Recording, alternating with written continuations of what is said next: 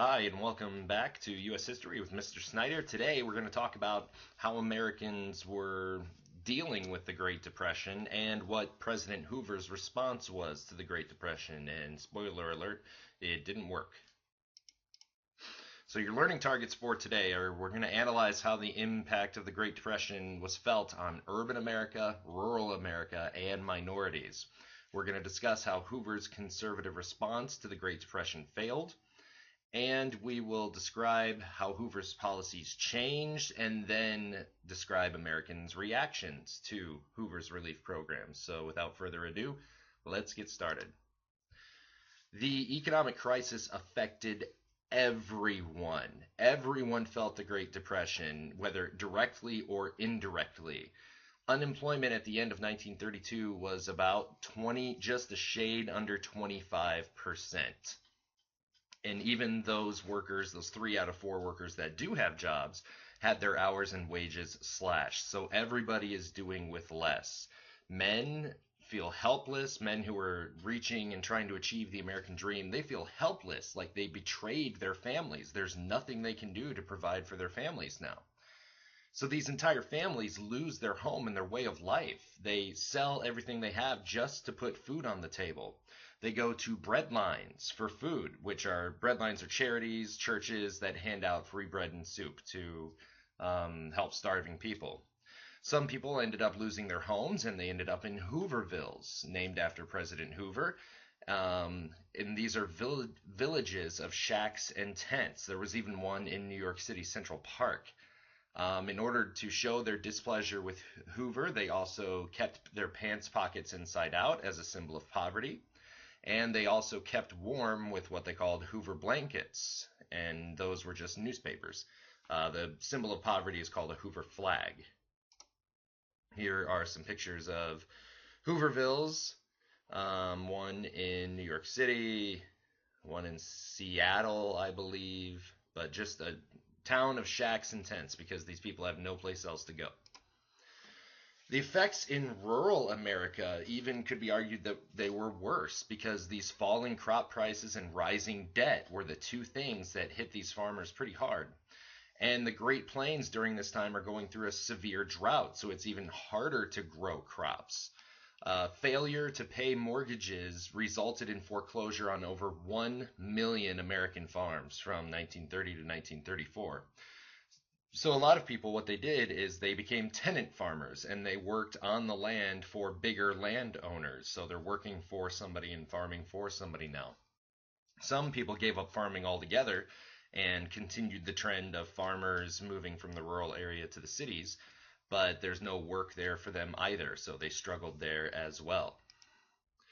This drought plus over farming of the plains causes the Dust Bowl, and the Dust Bowl is basically this loose topsoil caused by the plowing under of natural grasses to plant crops that eventually didn't grow. And also, steer and cattle are meant to trample down these grasses and they never grew back. Winds blow these dust storms all the way from North Dakota to Texas. The dust clouds could rise as high as 8,000 feet and move very, very quickly, over 100 miles per hour. And this gives the nickname, with a little bit of alliteration, the Dirty 30s. People who migrated out of the region, 800,000 of them were referred to as Okies. Lots of them go to California, like the Joad family in The Grapes of Wrath, which is a novel by John Steinbeck, classic American literature. Lots of them go to California only to find there's no work for them there either. Minorities in the Great Depression, they were treated even worse. Shortage the shortage of jobs in the Southwest led to Mexican Americans being illegally deported so that whites could get more jobs or government relief. And for blacks, the sharecroppers in the rural areas were kicked off of their farms because the whites couldn't afford to pay them for farming anymore, and they were made to look for work in the city. But 2/3 of about 2 million black farmers at that time either earned nothing or went into debt. And then think about blacks being discriminated against. They have to now compete with whites for jobs. And if you're a black, Obviously, a white is going to give a white a job if they're prejudiced and racist. So even traditional black jobs like busboys, elevator operators, garbage men, maids, and cooks are sought after by whites because a job is a job. So, how does Hoover respond? Like other Republicans before him, Hoover believed in a hands off, laissez faire policy of government interference in the economy. He thinks that this depression is just a downswing in the business cycle. Things are going to get better, the market will correct itself. But he also wanted to feel like he was doing something and present to the public that he was doing something. So he combines a policy of reducing taxes, lowering interest rates, and creating public works programs with volunteerism. He asks businesses and industrial leaders to keep employment, wages, and prices at their current levels. He didn't pass a law or anything, he just asked. But the program relied too much on the voluntary cooperation. These people, these businesses and families, and I can't blame them, they act in their own best interest, not the country's best interest. So they fired people, they lowered wages, and prices pretty much stayed the same or rose. After volunteerism failed to bring relief, Hoover then tried a policy of localism. He says if government needs to get involved, it needs to be on a state and local level. They know best how to solve the problem. But he strongly resisted the federal government getting involved.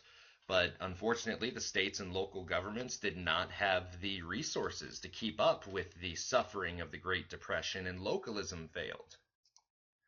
So Hoover's last chance is he does get the federal government involved, but it's too little and too late. He creates the Reconstruction Finance Corporation, which used the theory of trickle-down economics. If we give some money to the top of the pyramid, it will trickle down the pyramid to the rest of the people. So he gives government loans to railroads, businesses, and banks, expecting the railroads and businesses to hire more people and the banks to loan out the money to struggling businesses. But unfortunately, the money did not trickle down. Banks kept the money for themselves, did not loan the money out, and businesses did not use the loans to hire more workers. There was nothing stating that they had to. So Americans were upset about this and they decide to protest. Some very radical Americans want America to adopt a socialist form of government during this time. And even though fascist leaders like Hitler and Mussolini are gaining power in Europe because of the Depression, the fascist leaders know these people who wanted to adopt a socialist form of government did not gain power in America. But probably the most famous instance of Americans protesting is the Bonus Army. And the Bonus Army are a group of World War I veterans who march on Washington because they're owed a bonus at some point and they want it early. So they're asking for this bonus early, and Congress rejects their demands. So in order to keep the peace, Hoover calls on the Army to keep order. And General Douglas MacArthur, future World War II hero and Korea general, uses a lot of excessive force to drive the Bonus Army out of Washington. And although Hoover never approved the use of this force, these pictures of veterans being treated so poorly makes it so that Hoover has no chance of winning the 1932 presidential election coming up, and Franklin Delano Roosevelt will win the election in 1932 and try a different approach to solving the Great Depression. So that's all I have for you today, and keep filling out those learning targets, and I'll see you back in class. Bye.